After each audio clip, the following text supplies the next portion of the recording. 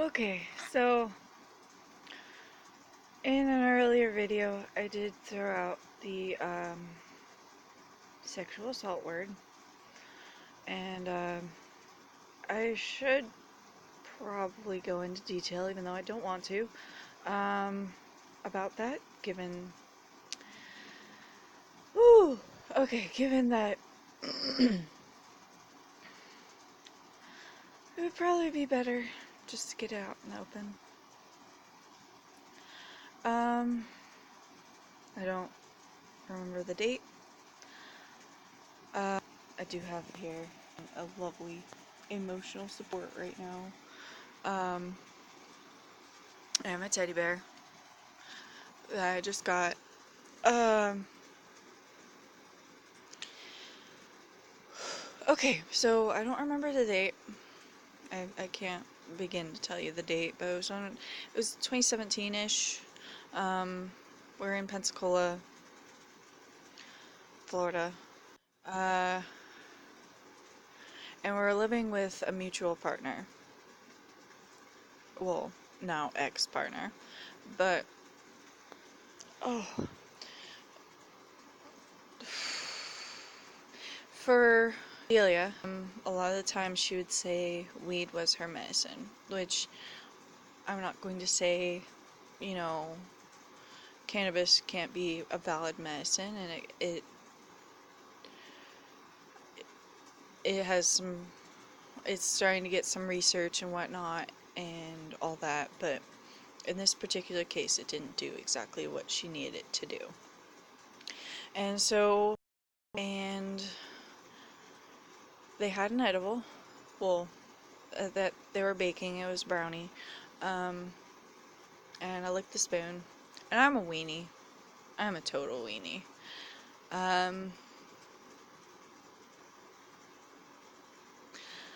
And we went home, and after a bit, I started to really feel it, like,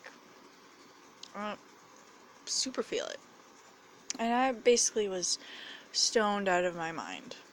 And I went to go lay down. I think I was hyper. I said some stuff. I don't really remember it too well. But I went to go lay down, and, you know, they came in, and Delia started, like, touch on me, asking me if things were, and in my head I was saying, no, they're not okay, but for some reason my mouth said they were, and I was very much not in a place where and, you know, it happened, and then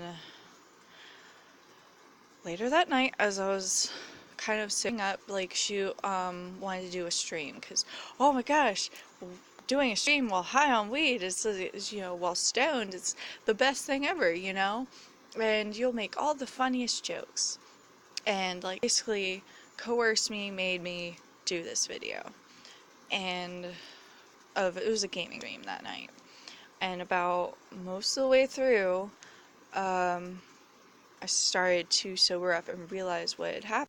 And, you know, it kind of got framed as like I'm like an ex-wife or something, like me trying to get at her, when in all actuality, like, I didn't know that was gonna happen when I sampled that really delicious edible, by the way. That was gonna happen. We didn't have like a discussion about like sexual boundaries while on substances, and wasn't a thing that I thought was gonna happen. So I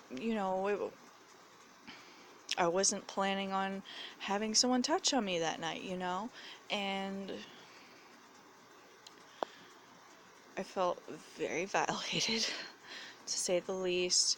And I know other times in that specific place in Pensacola, she would come home from like bars and shit and like demand I touch her as I'm like basically most of the way asleep after like cleaning and applying for jobs and doing basically whatever I could to keep us alive and us afloat, because a lot of the times Back then she wouldn't even upload video without me hounding her or her in some way, and so I was going out of my way because we made $300 or something, $350 for both of us, and for all the work that I did, I couldn't get paid out of her income, to edit, to, channel and all that, and it kind of fell back into the whole, like, only a tool. I was only ever and in that case, I was a sex toy, and that's all I was really viewed as. And so it was just really difficult, and basically any time I tried to concern or anything like that, it was shot down. I was being or whatever else, and like I started to feel safer with her. She was remembering boundaries recently, and then all of a sudden she forgot that I couldn't handle sad stuff because she'd used that to manipulate me before. And she'd been leading me on. She'd been made this obviously doctored reading in an apology video that was like, I'll do better, I'll get better for you, and I'll sending you flowers and all that, and try to hook you. And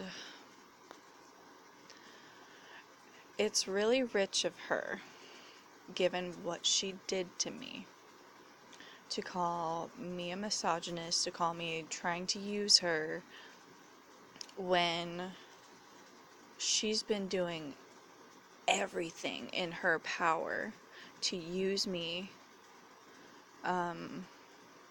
She did the bare minimum. She hasn't really even paid the $5,000, that she owed me, and hasn't replaced my laptop, all this stuff. And she's just barely, she quit drinking, she quit smoking. She's still slandering me. But the other day, right before the slander, she still said a certain action was a action. And it's gotten to the point where it's very obvious that she doesn't view me as a human being. She views me as a tool. And even if she did view me as a human being, she certainly does not see me as my gender, and certainly doesn't see other people who are non-binary as their gender, because she's so quick to gender actions. And I'm not about that life, and I'm not. But I have to put out my cautionary tale. I have to say something, because she decided that everything had to be public, and I would have been perfectly fine with keeping my mouth shut, except for a few important people, and I'm sure if I took legal action, YouTube would probably has a backup of that stream that she took down. I think it was Menzo Branson we were playing or something, I don't know. But they could look that up, and there's obvious proof there. Nothing really goes away on the internet. It's just, especially if people are saving things like I have been, because I don't want to be victimized again and again and again by this woman who is just hell-bent on this envy.